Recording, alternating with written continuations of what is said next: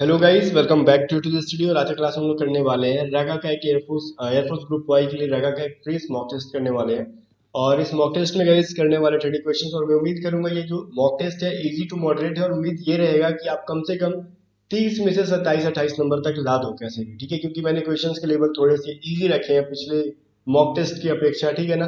तो पिछली मैंने जितने भी मॉक टेस्ट प्रोवाइड किए हैं आपको यूट्यूब पे, तो उसकी एक प्लेलिस्ट बना दी है एयरफोर्स प्रैक्टिस सेट करके, ठीक है। एयरफोर्स प्रैक्टिस सेट 2021 मतलब 2021, ठीक है ना। तो उस प्रैक्टिस सेट का लिंक मैं डिस्क्रिप्शन में दूंगा। जितना भी मैथ रीजनिंग सब पढ़ाया है, जीके सबका प्लेलिस्ट का लिंक डिस्क्रिप्शन में दूंगा। तो मैं इतना तो गारंटी दे ही सकता हूँ कि जितना रगा का तैयारी मैंने कराया है मैथ और रीजनिंग की, उससे बाहर क्वेश्चन नहीं पूछे जाएंगे। अगर आप उसको पढ़ने के बाद बहुत ज्यादा प्रैक्टिस करते हो, घर में भी ऑनलाइन ऑफलाइन जैसा भी कर रहे हो, उसके बाद आपसे बाहर से एक भी क्वेश्चन नहीं पूछे जाएंगे, ठीक है। तो चलो फर्स्ट क्वेश्चन। और गाइस हाँ, ये पिछले 3 साल का रिकॉर्ड रहा है कि रागा का सेक्शन बिल्कुल वही आया है, और बहुत सारे बच्चों ने एग्जाम भी क्रैक किया है। क्योंकि सारे के मैसेज आते हैं कि सर आपका पढ़ाया हुआ आया, वो आया हुआ, तो फिर ठीक है, मैं जब बताता नहीं बट आपको बता दिया। आप बिल्कुल भी निश्चिंत होकर पढ़ो, वही सारे क्वेश्चन आएंगे जो आप पढ़ के जा रहे हो हमारे चैनल से, ए टू जेड स्टडी, ठीक है। तो फिलहाल फर्स्ट क्वेश्चन देखो क्या है। सर्वोच्च न्यायालय में नियुक्त होने वाले प्रथम महिला जज कौन थी, ठीक है ना। तो गाइस इनका राइट आंसर क्या हो जाएगा? एम फातिमा बीबी, ठीक है। एम फातिमा बीबी का राइट आंसर, मतलब फुल नाम क्या है, राइट आंसर तो ठीक है मीरा साई फातिमा बीबी। ये कौन थी भाई? भारत में जो है सर्वोच्च न्यायालय की पहली महिला जज थी, ठीक है ना। अब स्कर्वी रोग जो है बॉडी के किस अंग को, मतलब क्या कहता है, इधर कहता है या फिर किस अंग में होता है स्कर्वी बीमारी? तो एग्जाम में यह भी पूछ सकता है कि स्कर्वी रोग जो है किस विटामिन की कमी से होता है। तो विटामिन सी की कमी से होता है। वो मसूड़ों को, हमारे दांतों को क्या करता है, वो प्रॉब्लम में डाल देता है। मतलब बीमारी है दांतों की, मसूड़ों की, दंत की, ठीक है। चलो क्वेश्चन नंबर 3 है, रेडक्लिफ रेखा किन दो देशों के बीच में अंतरराष्ट्रीय सीमा रेखा है? तो गाइस रेडक्लिफ पूछा, आंसर आ गया होगा। अगर भारत चीन पूछता, रेडक्लिफ पूछा तो भारत पाकिस्तान। अगर भारत और चीन का पूछेगा कौन है भारत और चीन के बीच में, तो मैकमोहन लाइन है, ठीक है, ये भी याद रखना। एक क्वेश्चन है, लाइफ डिवाइन पुस्तक के लेखक कौन है? तो लाइफ डिवाइन पुस्तक के लेखक जो है श्री अरविंदो है, ठीक है। श्री अरविंदो जो है लाइफ डिवाइन बुक्स के ऑथर है इस बुक के। कंप्यूटर विज्ञान में 1 किलोबाइट का मान बताओ, 1 KB का वैल्यू बताओ क्या होता है। ये मैंने पढ़ाया था आपको, कंप्यूटर से रिलेटेड जितनी फुल फॉर्म्स बताए थे उसके अंदर ही बताया था, ठीक है ना। तो ये होता है 1024 बाइट्स। अगर इस वीडियो को नहीं देखा तो उस वीडियो का मैं लिंक दे दूंगा फुल फॉर्म करके, ठीक है, उस वीडियो को जाकर देख लेना। हमारा राष्ट्रीय गीत वंदे मातरम कहाँ से लिया गया, कहाँ पर संकलित है? देखो, हमारा राष्ट्रीय गीत वंदे मातरम किसने लिखा था? बंकिम चंद्र चटर्जी ने। और उन्हीं का एक नोवेल था आनंद मठ, ठीक है, जिसमें इसको लिखा गया था वंदे मातरम को, ठीक है। तो वो वंदे मातरम जो है आनंद मठ के अंदर है। चलो क्वेश्चन नंबर 7 क्या कह रहा है अपना, विश्व में सबसे विशाल मरुभूमि कौन सी है, ठीक है। तो विश्व में सबसे जब पूछेगा विशाल तो सहारा का है ना। और इंडिया का सबसे पूछेगा लार्जेस्ट तो थार मरुस्थल है, ठीक है ना। तो पूरा फिलहाल यहाँ पे पूछा है पूरे वर्ल्ड का, तो सहारा मरुस्थल राइट है। क्वेश्चन नंबर 8 क्या कह रहा है, इसको एक क्रम में ऑर्डर में क्या करो, दर्शाओ, ठीक है। चलो यहाँ पे शहद है, फूल है, मक्खी है, मोम है। तो सबसे पहले क्या हो गया, सबसे पहले फूल आएगा। फूल को देख के मक्खियां आती है, ठीक है, तो बी के बाद सी। अब मक्खियां आएंगी तो उसकी रस चूसेंगी, और रस से क्या निकालेंगी, शहद बना देंगे, और उस शहद से फाइनली हमको प्राप्त हो जाता है एक वैक्स, मोम, ठीक है ना। तो BCAD, तो BCAD किस में है? ऑप्शन नंबर बी के अंदर है, ठीक है। चलो तो राइट आंसर क्या हो गया, बी हो गया। क्वेश्चन नंबर 9 क्या कह रहा है, रोहित और अंकित की उम्र का योग जो है 78 है, और रोहित की उम्र जो है अंकित की उम्र से दुगना है। तो रोहित की उम्र क्या है, ठीक है ना। तो वीडियो को रोक के सॉल्व करो, फाइनली यहाँ पे आंसर बताता हूँ। देखो रोहित और अंकित का एज जो है 78 है, बट बोला गया है रोहित जो है अंकित से 2 गुना है। तो 2 से मल्टीप्लाई करो अंकित में, तभी तो दोनों का एज बराबर हो जाएगा ना। हाँ, रोहित और अंकित का एज का रेशियो हो जाएगा 2:1। तो मान लो रोहित का 2x है और अंकित का x है, ठीक है। 1 × x = x, और 2 × x = 2x। तो दोनों को जोड़ो, 2x प्लस में x = 28, और 3x = 28, ठीक है। और सॉरी 78 सही है, ठीक है ना। तो 3 दूनी 6, और ये क्या हो जाएगा 18, 26 हो गया x का वैल्यू, 3 6 18 हो जाएगा। तो रोहित का पूछा है तो 26 × 2 मतलब 6 दूनी 12, और ये 5, तो 52 ईयर्स हो गया। तो रोहित का एज कितना आ गया, 52 साल का हो गया, ठीक है ना। चलो अब यही अंकित का पूछता तो ये 26 का 26 हो जाता। क्वेश्चन नंबर 10 क्या कह रहा है, निम्नलिखित में से बताओ सबसे ऑड क्या है, विषम को चुनो ऑप्शंस में से। मीटर है, इंच है, लीटर है, या फिर यार्ड है। देखो गाइस यहाँ पे फाइनली देखा जाए मीटर से, इंच से और यार्ड से, या तो आप एरिया को मेजर करते हो या फिर लेंथ को, ठीक है। किसको भाई? लेंथ को, ठीक है। बट अगर लीटर से कहा जाए तो आप किसको? आयतन को करते हो मेजर। आयतन बोले तो वॉल्यूम, ठीक है ना। आयतन को मेजर करते हैं लीटर से, चलो, इसलिए डिफरेंट है। क्वेश्चन नंबर 11 क्या है? डी, ए, एफ, ई और एच आई। तो फिर अगला क्या हो जाएगा? डी के बाद एफ है, एफ के बाद ये है, वो है, फिर ऐसे निकालना है आपको। मतलब डी ए है, ठीक है। इसके बाद क्या है गाइस? F E. तो समझो यहाँ पे डी के बाद क्या है? गायब, ई गायब है, और एफ के बाद जी हटा देंगे तो एच। तो एच के बाद क्या आता है? आई। आई को हटा दो तो क्या बचेगा यहाँ पे? जे, ठीक है। वैसे ही ए के बाद क्या है? यहाँ पे ई है, तो गाइज यहाँ पे क्या क्या हटाएंगे? बी सी डी, ठीक है। ई के बाद क्या हो जाएगा गाइज? यहाँ पे आई लिखा हुआ था ना, यहाँ पे अगर हम हटा दें ई के बाद एफ जी एच, हट गया तो आई आ गया। अब आई के बाद क्या करोगे? जे के एल हटा दो तो क्या होगा? एम, ठीक है। तो पहला तो ये नियम हो गया, जे और एम आपका आंसर आ गया, राइट आंसर 11 का बी।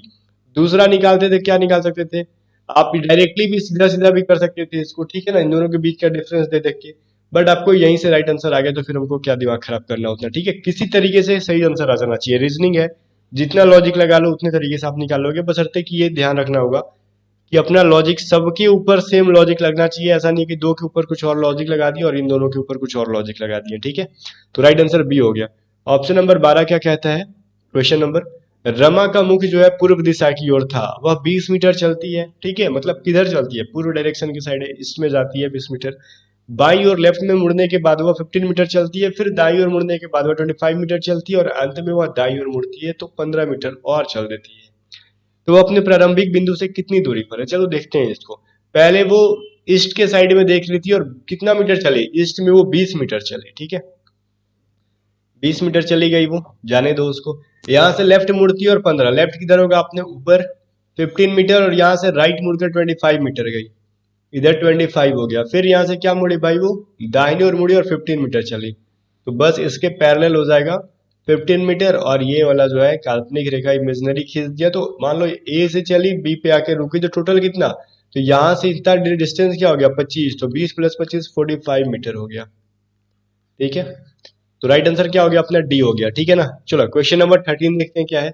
एक लड़के की ओर इशारा करते हुए बीना ने कहा, वह मेरे दादा की इकलौते पुत्र का पुत्र है, ठीक है। तो उस लड़के का बीना से क्या संबंध है बताइए? देखो हिंदी वाले तो समझ जाते हैं, इंग्लिश वाले बोलते हैं कि मुझे इंग्लिश में दो, और इंग्लिश में ही नहीं समझ पाते हैं। जब भी मैं ऐसा क्वेश्चन देता हूँ ना कि मेरे दादा के इकलौते पुत्र के पुत्र, तो वो कंफ्यूज हो जाते हैं। ये पढ़े कि the son of the only son, ठीक है। तो इंग्लिश में जब डिमांड है तो इंग्लिश समझा भी करो, ठीक है ना। कहने का मतलब मेरे दादाजी के, मतलब बीना जो है, ये बीना जो है, ठीक है, इसके दादा मतलब इसके पिता के, इसके पिता, ठीक है। और इसके पिता दादाजी के इकलौते पुत्र कौन हुए? इसके खुद के पिता हुए।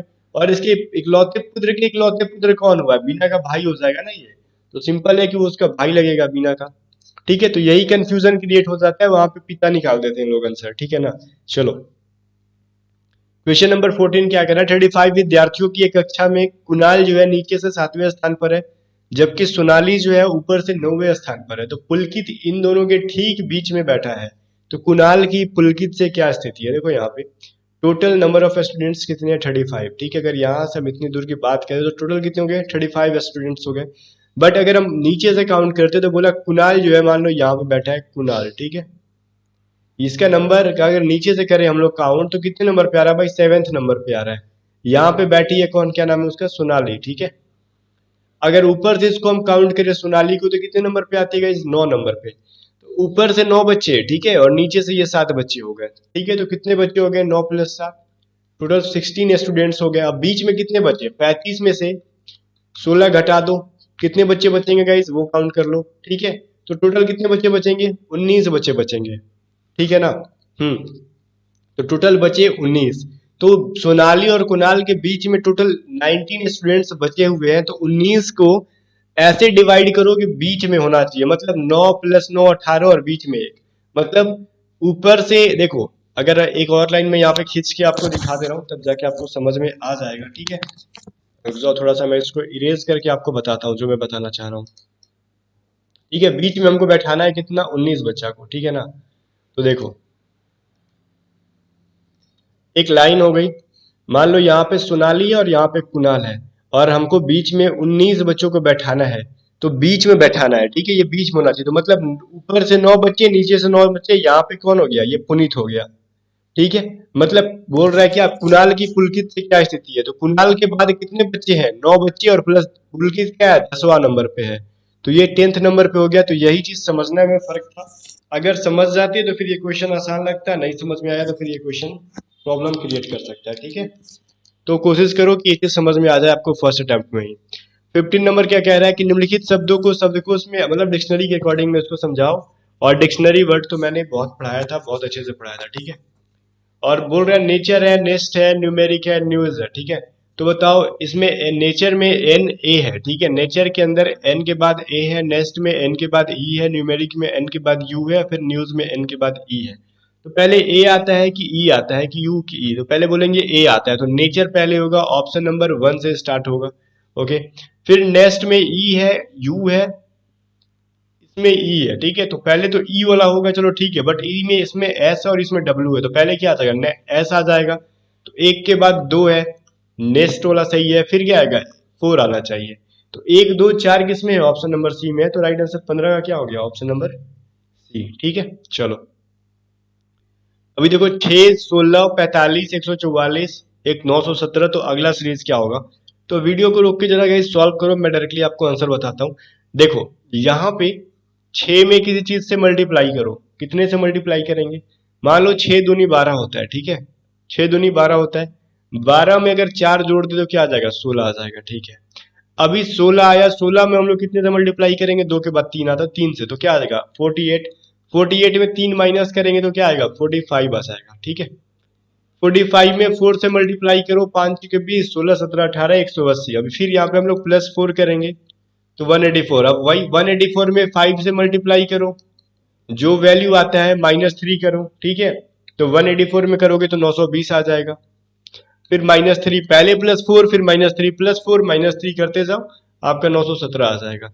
अब 917 को हम लोग 6 से मल्टीप्लाई करेंगे, क्या आएगा 5502 आता है, ठीक है। इसमें +4 करेगा क्योंकि हमने इसके पिछले -3 किया था, तो अगले वाले में 4 करना होगा, तो 5504 आ जाएगा, ठीक है, सॉरी 5506 आ जाएगा, ठीक है।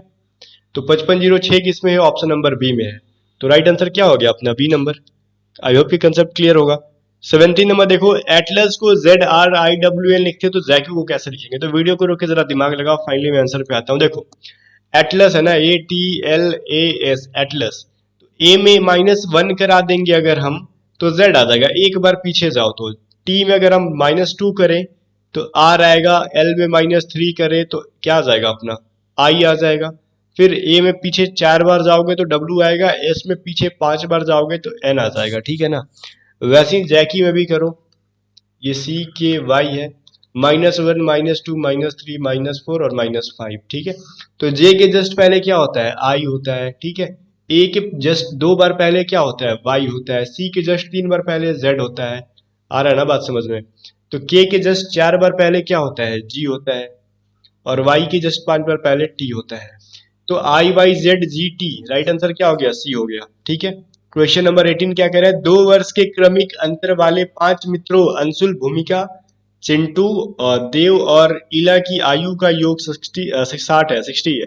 तो चिंटू की आयु कितनी है, कह रहा है 5 दोस्त है, ठीक है, दोस्त, पांचों दोस्त का एज जो है ना, पहले से पिछले वाले से की अपेक्षा 2-2 वर्ष ज्यादा है। मान लो अंशुल से स्टार्ट है, तो मान लो अंशुल का x है, तो उसके बाद भूमिका का क्या हो जाएगा x+2, तो फिर चिंटू का क्या हो जाएगा x+2 में 2 जोड़ोगे तो x+4 हो गया ना, अपने से 2-2 साल बड़ा होते जा रहा है सब। तो 5 बार कर दो, x+6 और x+8, सबको जोड़ने के बाद इनका एज 60 ईयर्स आ रहा है, तो 5x प्लस में, ठीक है, अब 6 4 10 और 8 2 10 20 हो गया, इज इक्वल टू 60। 5x बराबर हो गया 60 - 20 = 40, x बराबर 5 8 40, तो हो गया 8, x बराबर 8। अब बोला किसका है, चिंटू का, तो चिंटू कितने नंबर पे, 1 2 और 3, तीसरे नंबर पे, तो तीसरे नंबर पे कौन सा है, x, x+2 और x+4, तो चिंटू का हो जाएगा x+4, तो 8 + 4 = 12 साल का है चिंटू, ठीक है। तो चिंटू जो है अपना 12 साल का हो गया, चलो गुड न्यूज है, 12 साल का हो गया, चलो ठीक है। क्वेश्चन नंबर 19 क्या है, यदि एक संख्या को 84 से डिवाइड देंगे तो शेषफल 26 प्राप्त होता है।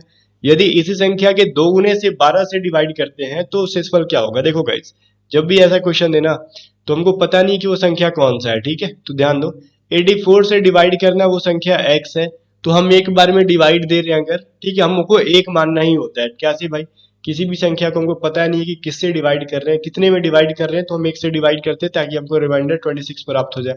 अब भागफल बराबर क्या होता है, या फिर भाज्य बराबर क्या होता है, भाजक इंटू भागफल, भाग प्लस में क्या हो जाएगा शेष, मतलब x बराबर 84 इंटू 1 प्लस में 26, यही हो जाएगा ना। तो x बराबर 6 4 10 9 10 11, ठीक है। तो वो संख्या 110 हो गया। तो अब बोल रहा है 110 के दो गुने से, मतलब 220 में अगर हम 12 से डिवाइड दे तो रिमाइंडर कितना होगा, एक बार में जाएगा। तो ये कितना हो गया, 12 8 96, तो शेष क्या बच गया 4, तो रिमाइंडर क्या बच गया, ऑप्शन नंबर डी में 4 है, ठीक है ना। चलो क्वेश्चन नंबर 20 देखते हैं क्या है। माता पुत्री और पुत्र की आयु का योग जो है 87 है, तो 8 साल बाद यह क्या हो जाएगा। देखो क्वेश्चन देखने में इजी है, मे भी बहुत सारे लोग बनाते हैं, बट मोस्ट ऑफ द, मैं बोलूँ 70% लोग गलत इसका आंसर करेंगे। पता है क्यों, क्योंकि दिमाग वो लगाएंगे, देखो तीनों का एज 87 है और 8 साल बाद 8 जोड़ दो, 7 7 14 और 1 15, 97 कर दो, वो फटाक से आंसर कर देंगे एग्जाम में 95। लेकिन ये गाइस गलत आंसर है, क्योंकि तीन इंसान है, तीनों का योग 87 है, तो तीनों के लिए तीनों 8 8 साल बड़ा हो जाएगा ना, तो तीनों के लिए 8 8 8 जब जोड़ोगे तो कहने का मतलब 87 में 24 जोड़ना होगा आपको, समझ में आ गया, तब जाके आपका आंसर हो जाएगा 111। तो 8 साल बाद उन तीनों का योग करेंगे ना एज, तो 111 होगा, ठीक है। चलो 21 नंबर क्या कह रहा है, 2486 मतलब 2486 को पूर्ण वर्ग बनाने के लिए किसमें कौन सी छोटी संख्या घटाना पड़ेगा। अभी देखो हमने पढ़ा था ये सब चीजें, 2486, अब देखो ये किसके करीब में है। अब बोलोगे इतना बड़ा है तो कैसे बताए, अरे भाई आराम से बता सकते हो, ये 50 के नजदीक है, क्योंकि 50 का स्क्वायर करोगे, 50 के स्क्वायर के करीब में है ना ये, तो क्या होता है 2500 के करीब है, ठीक है, 2500 के करीब है। लेकिन ये इससे ज्यादा हो रहा है, इससे जस्ट कम, देखो 2486 से जस्ट कम क्या होगा, तो ये 50 का स्क्वायर इतना हो गया, तो 50 से जस्ट पहले क्या आता है 49, तो 49 का स्क्वायर करके देखो, तो अब 49 का स्क्वायर करो तो क्या आ जाएगा गाइस, आपका आ जाएगा 2401, मतलब 2401, ठीक है। तो 2401 जो है ये 49 का स्क्वायर है, ठीक है। तो ये जो एक परफेक्ट स्क्वायर है, तो ये परफेक्ट स्क्वायर बना, मतलब ये 2486 से जस्ट थोड़ा सा बड़ा है, तो कितना बड़ा है, तो 2486 को घटा दो 2401 में, तब जाके 85 आंसर आ गया। मतलब इसमें 85 ज्यादा था, जिसकी वजह से मतलब 2486 परफेक्ट स्क्वायर नहीं बन पा रहा था। अगर 85 घटा दे तो हमको 49 का स्क्वायर मिल जाएगा, जो कि एक परफेक्ट स्क्वायर है, ठीक है। तो यहाँ पे राइट आंसर 85 होगा। या फिर आप जो मैंने बेसिक मेथड बनाया था पूरे का, वो गुणनखंड निकालो, उसके अकॉर्डिंग भी बना सकते हो, कोई दिक्कत नहीं है, ठीक है ना। चलो, लेकिन बड़ा बहुत लेंदी चला जाएगा वो। क्वेश्चन नंबर 22 देखो क्या कह रहा है गाइस। क्वेश्चन नंबर 22 कह रहा है 2/5, देखो गाइस यहाँ पे मैंने इजी दिया है ये थोड़ा सा, 4/5 है इंटू 1/9 इंटू 0, इसका वैल्यू निकालो और वीडियो रोक के सॉल्व करो, मैं डायरेक्टली सॉल्व आंसर बताता हूँ।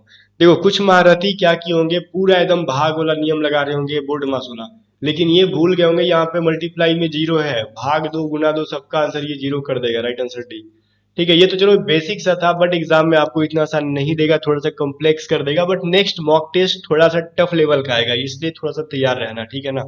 चलो क्वेश्चन नंबर 23 क्या है, 15% और 10% के लगातार क्रमिक, यहाँ पे वक्रमिक लिखा है, ठीक है। चलो क्रमिक बट्टों के समतुल्य का अकेला बट्टा निकालो, ठीक है ना।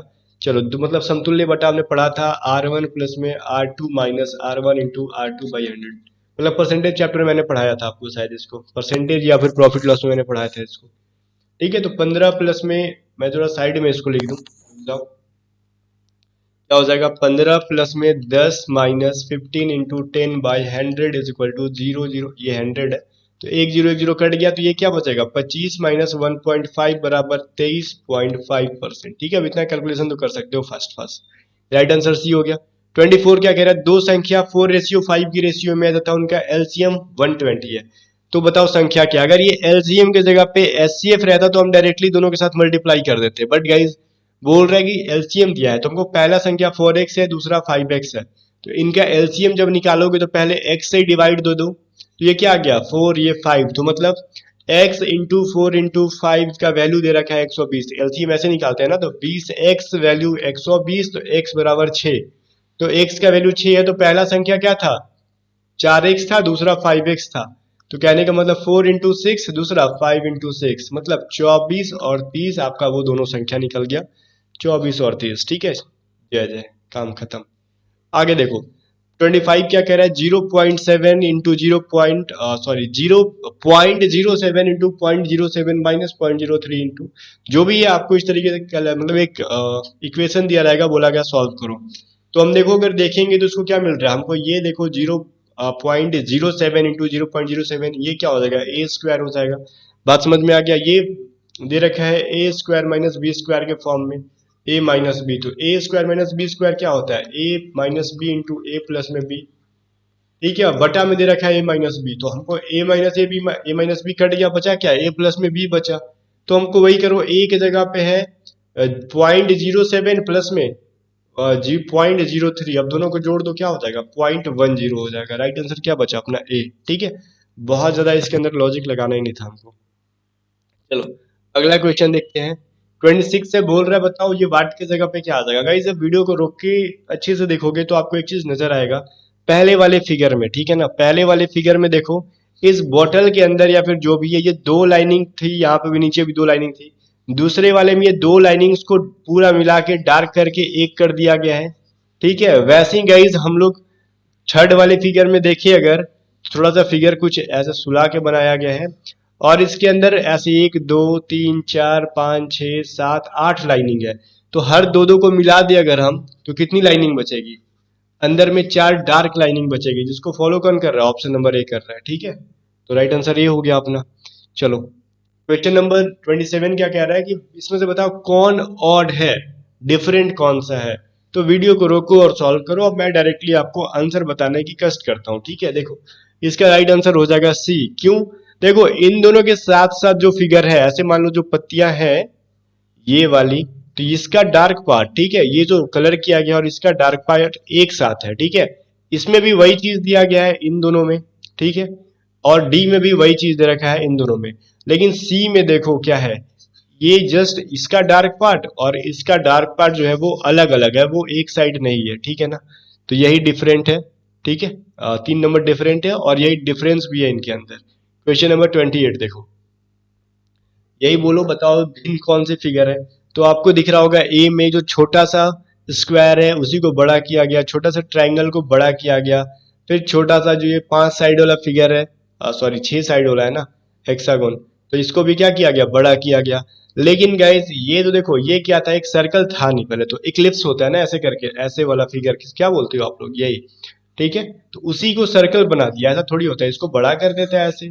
ठीक है, तो ये सर्कल अगर ऊपर में होता तो ये गोल होता, बट देखो गाइस ये गोल है नहीं। ठीक है ना, चलो ये गोल नहीं है, इक्लिप्स टाइप का एक है, तो डिफरेंट कौन सा हो गया, ऑप्शन नंबर डी में। चलो क्वेश्चन क्या हो गया, 29 बोल रहा है बताओ which figure will continue this series. ठीक है, which figure will be continue this series, तो मतलब कौन सा फिगर इसको आगे बढ़ेगा, मतलब इसके बाद कौन सा फिगर आएगा अब आगे। ठीक है, ऑप्शंस नीचे है, प्रॉब्लम फिगर ऊपर है, आंसर फिगर नीचे है। तो आप चूज करो। यहाँ पे वीडियो को रोक के, तो देखो मैं आपको यहाँ पे डायरेक्टली बताना चाहूंगा, ये चल रहे हैं एंटी क्लॉकवाइज। ठीक है, पीछे की ओर बढ़ते जा रहे हैं सारे फिगर्स में। ठीक है, देखो जब भी मान लो ये पहले वाले फिगर के अंदर जो मान लो ये था आपका डार्क वाला था स्क्वायर फिर ट्रायंगल, तो जब दूसरे वाले में ये देखो आगे बढ़ा तो सर्कल ट्रायंगल क्या हो गया, डार्क हो गया। ठीक है, फिर आगे वाले में देखो क्या हुआ, बढ़ा तो पीछे वाला फिगर क्या हो गया, डार्क हो गया। फिर इस तरीके से बढ़ते बढ़ते बढ़ते अब यहाँ पे आ चुका है, तो अगला फिगर कहाँ पे जाएगा उसी में। मैं अगर फिगर को देखा जाए तो ट्रायंगल यहाँ पे आ जाएगा और यहाँ पे रेक्टेंगल और ट्रायंगल डार्क रहेगा ऐसे करके, जो कि ऑप्शन नंबर सी इसको कंप्लीटली फॉलो कर रहा है। ठीक है, चलो आपको ये चीज दिख गया होगा जो मैं बताना चाह रहा हूँ।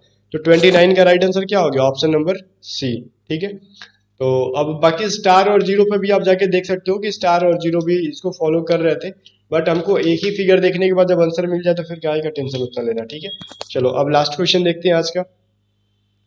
बोल रहे हैं बताओ यहाँ पे वाट के जगह पे क्या होगा। तो गाइस इस वीडियो को रोक के देखो क्या आपको लग रहा है ऐसा क्या होना चाहिए। मैं डायरेक्टली आपको सॉल्यूशन बताता हूँ। देखो इस वाले फिगर में ऑप्शन नंबर ए में दो भुजाएं हैं, दो साइड्स हैं। ऑप्शन बी में मतलब ये क्वेश्चन फिगर में 3 साइड है, मतलब एक भुजा बढ़ा दिया गया। तो वैसे ही इसके एक स्क्वायर के अंदर 4 साइड है, तो एक फिगर बढ़ाएंगे तो क्या 5 साइड वाला होना चाहिए फिगर हमको। तो 1 2 3 4 5, ऑप्शन नंबर 2 में 5 भुजाओं वाली आकृति है, 5 साइड वाली फिगर है। ठीक है, तो राइट आंसर क्या हो गया? ऑप्शन नंबर 2 इसका राइट आंसर है। सो गाइस मैं उम्मीद करता हूँ कि टोटल मिला के 30 क्वेश्चंस में से एटलीस्ट 27 तो ला ही होगा। अगर इससे कम है तो फिर सोचो आपकी तैयारी उतनी अच्छी नहीं है। और हाँ, आपने 30 में से 30 नंबर लाए, चलो सही बात है, लेकिन हर क्वेश्चन पे ज्यादा टाइम दिया, 2 बार 3 बार करके बनाया, तो फिर वो महा गलत बात है। ठीक है ना, समझो कि वो प्रॉपर तैयारी है। कम क्वेश्चन करो बट फर्स्ट अटेम्प्ट में ही सही करो, मेरा कहने का मतलब ये है। क्योंकि 3 बार 4 बार अभी यहाँ पे घर पे बनाते हो ना तो एक ही क्वेश्चन को, तो एग्जाम में जाके सारी क्वेश्चन गलती करके आ जाओगे। ठीक है, टाइम खत्म हो जाएगा। तो ये तैयारी करने का तरीका बहुत गलत है कि एक ही क्वेश्चन पे हम लोग 3 बार 4 बार टाइम दे रहे हैं। कोई बच्चा होता है कम ही क्वेश्चन करता है लेकिन सभी क्वेश्चंस को फर्स्ट अटेम्प्ट में बनाता है सही, तो उसकी एक्यूरेसी सही होती है, वो ज्यादा मार्क्स गेन करता है क्योंकि वो निगेटिव आंसर ही नहीं करेगा। और आप 3 बार 4 बार करने में गलतियां करते जाओगे, ठीक है, और निगेटिव ज्यादा कर दोगे। ठीक है, सो मिलते हैं नेक्स्ट वीडियो में। तो इस वीडियो को शेयर करना और इस वीडियो को लाइक जरूर कर देना, और गाइस कमेंट भी करके जरूर बताना टोटल कितने मार्क्स आपने गेन किए इस वीडियो में। चलो मिलते हैं नेक्स्ट वीडियो के अंदर।